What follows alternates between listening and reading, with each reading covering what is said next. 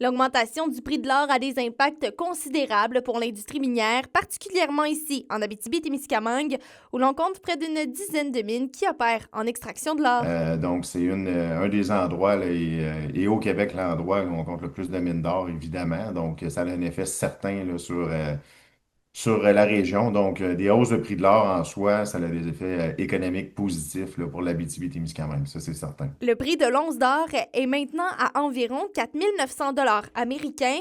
Pour les entreprises minières de la région, c'est une excellente nouvelle. C'est une bonne nouvelle pour l'écosystème, en fait, économique de l'Abitibi-Témiscamingue.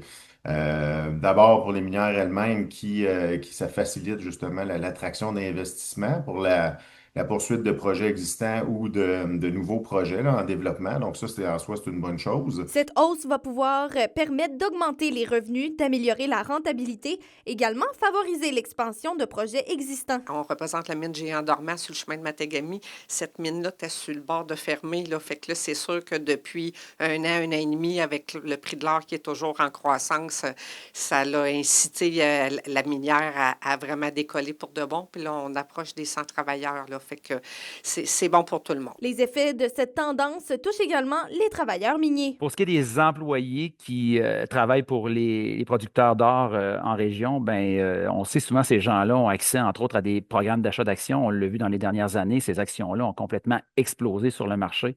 Donc, c'est excellent pour ces gens-là. Sans compter la panoplie de bonus auxquels ils ont droit souvent en fin d'année ou en début d'année. Le directeur des affaires publiques et de l'environnement pour l'Association minière du Québec rappelle un aspect à ne pas sous-estimer. Un prix de l'or élevé comme ça va avoir des effets bénéfiques là, sur les redevances minières qui vont être versées là, au gouvernement du Québec. Donc, c'est un des impacts sous-estimés, en fait, de la hausse du prix de l'or sur le trésor public, en fait. Nous avons contacté plusieurs mines d'or de la région, dont Anico Eagle, Éclat Québec et Eldorado Gold de Québec. Aucune n'a répondu à notre demande d'entrevue. Roxane Caillouette, RNC Nouvelles, Rouyn-Noranda.